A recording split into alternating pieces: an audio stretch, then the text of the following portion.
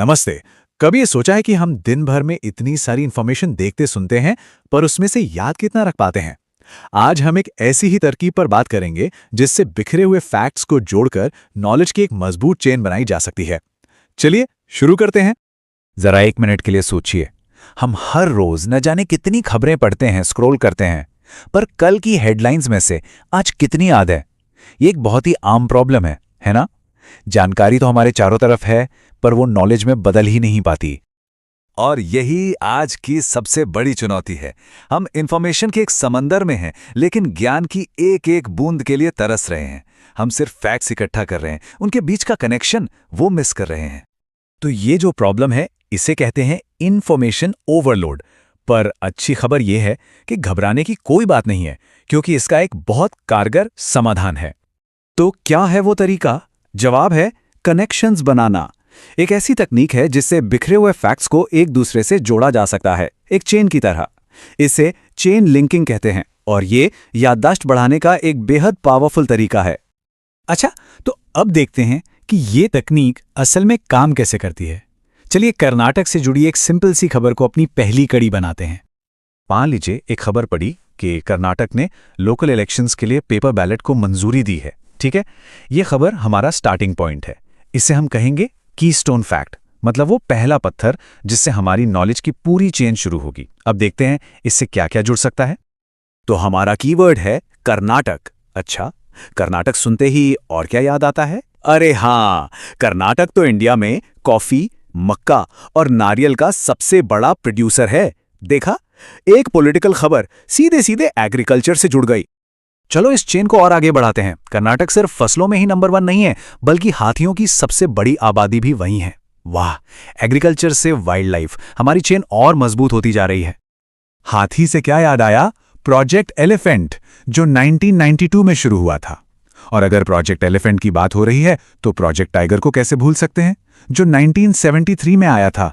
कमाल है, एक फैक्ट से हम सीधे हिस्ट्री और कंजर्वेशन तक पहुंच गए। ये तरीका सिर्फ देश तक ही सीमित नहीं है। अब देखते हैं कि कैसे एक इंटरनेशनल खबर से भी हम ऐसी ही एक मजबूत चेन बना सकते हैं। और मजे की बात यह है कि वो हमें वापस इंडिया से ही जोड़ेगी। हमारा अगला कीस्टोन फैक्ट आ रहा है साउथ अफ्रीका से। खबर है कि साउथ अफ्रीका ने फुट एंड माउथ डिजीज के लिए एक नई वैक्सीन लॉन्च की है। ये तो एक हेल्थ न्यूज है, पर देखते हैं ये हमें कहां कहां लेकर जाती है। साउथ अफ्रीका से जुड़ा एक बहुत ही दिलचस्प फैक्ट है। ये दुनिया का अकेला ऐसा देश है जिसकी 3 राजधानियां हैं, केप टाउन, प्रिटोरिया और ब्लूमफॉन्टेन, और तीनों का काम भी अलग अलग है। अब ठीक वैसे ही जैसे हमने कर्नाटक वाले उदाहरण में किया था, यहां भी एक कनेक्शन बनाते हैं, गवर्नेंस से वाइल्ड लाइफ कंजर्वेशन की तरफ। साउथ अफ्रीका अपने यूनिक गवर्नेंस के अलावा कंजर्वेशन के लिए भी जाना जाता है, और यहीं इस तकनीक की असली पावर दिखती है। साउथ अफ्रीका में राइनो कंजर्वेशन की बात हमें इंडिया के एक सींग वाले गैंडों की याद दिलाती है। ये कहाँ मिलते हैं? असम के काजीरंगा में। और इससे जुड़ी एक और जबरदस्त बात यह है कि असम ने हाल ही में जीरो पोचिंग का अविश्वसनीय लक्ष्य हासिल किया है। सोचिए, एक इंटरनेशनल खबर ने हमें अपने ही देश की एक इतनी बड़ी सक्सेस स्टोरी से जोड़ दिया। चलिए अब फटाफट कुछ और कीस्टोन फैक्ट्स देखते हैं जिनसे कोई भी अपनी खुद की नॉलेज चेन शुरू कर सकता है। पहला फैक्ट, 2026 की ग्लोबल मिलिट्री पावर रैंकिंग में इंडिया 4थे नंबर पर है। अब इससे इंडिया के डिफेंस रिलेशंस की एक पूरी चेन बन सकती है ना? अगला फैक्ट, वॉलमार्ट $1 ट्रिलियन वैल्यूएशन तक पहुंचने वाली पहली रिटेल कंपनी बन गई है। ये जानकारी हमें ग्लोबल इकोनॉमी और कंज्यूमर बिहेवियर के बारे में कितना कुछ बता सकती है। एक और नंबर, गोल्डमैन सैक्स का अनुमान है कि 2026 में इंडिया की जीडीपी ग्रोथ 6.9% रहेगी। इस नंबर को कितने और इकोनॉमिक इंडिकेटर्स से जोड़ा जा सकता है? और आखिर में 2026 के हेनले पासपोर्ट इंडेक्स में इंडिया की रैंक है 80। ये रैंक हमें ग्लोबल मोबिलिटी और इंडिया के डिप्लोमैटिक रिलेशंस के बारे में सोचने पर मजबूर करती है। तो इन सब एग्जाम्पल्स के बाद असल बात क्या है? बात सिर्फ फैक्ट्स की नहीं है, बात उस तरीके की है जिससे हम सीखते हैं और याद रखते हैं। तो ये पूरा प्रोसेस काम कैसे करता है? बहुत सिंपल है। स्टेप 1, एक कीस्टोन फैक्ट पकड़िए। स्टेप 2, उसमें से एक कीवर्ड निकालिए। और स्टेप 3, उस कीवर्ड को किसी नई जानकारी से जोड़ दीजिए। बस आपकी नॉलेज चेन तैयार है। एक बात हमेशा याद रखनी चाहिए, सिर्फ फैक्ट्स इकट्ठा कर लेना नॉलेज नहीं है। असली नॉलेज तो उन फैक्ट्स के बीच के कनेक्शंस में है। यही इस पूरी तरकीब का निचोड़ है। तो अगली बार जब कोई खबर पढ़ें तो एक पल रुक कर सोचें, इसे किससे जोड़ा जा सकता है, अगली ज्ञान की चेन कहां से शुरू होगी। ये अब आप पर है। चलिए देखते हैं कि भारत अपनी आंतरिक सुरक्षा की चुनौतियों से कैसे निपट रहा है। ये एक पुराना विचार है, लेकिन भारत की नई रणनीति इसी पर आधारित है। तो सवाल ये है कि कोई देश विद्रोह को कैसे खत्म करता है? जवाब सिर्फ बल प्रयोग नहीं है। तो ये है हमारा रोड मैप।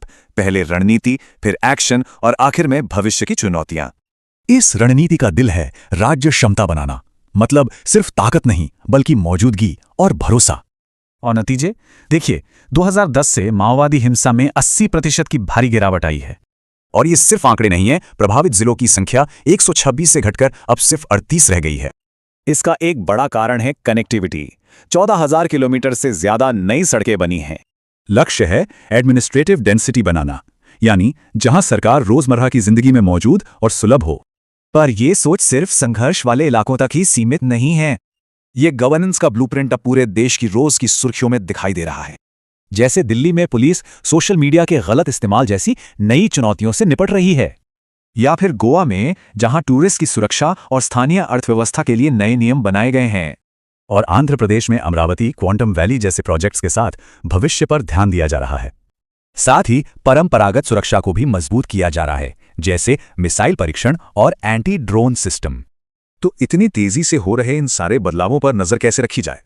इसका जवाब कई लोगों को यूपीएससी जैसी परीक्षाओं की तैयारी में मिलता है। इन जटिल मुद्दों को समझने के लिए करंट अफेयर्स पर पकड़ और लगातार रिवीजन बहुत जरूरी है। भारत का ये गवर्नेंस केंद्रित मॉडल दुनिया के लिए भी एक मिसाल पेश करता है। तो बात साफ है, असली मुकाबला इस बात का है कि लोगों की रोजमर्रा की जिंदगी पर शासन कौन करता है। लेकिन रेड कॉरिडोर के सिकुड़ने के साथ ही नई चुनौतियां भी सामने आती हैं। असली सवाल ये है कि क्या ये नया गवर्नेंस विस्थापन और असमान विकास जैसे गहरे मुद्दों को सुलझा सकता है।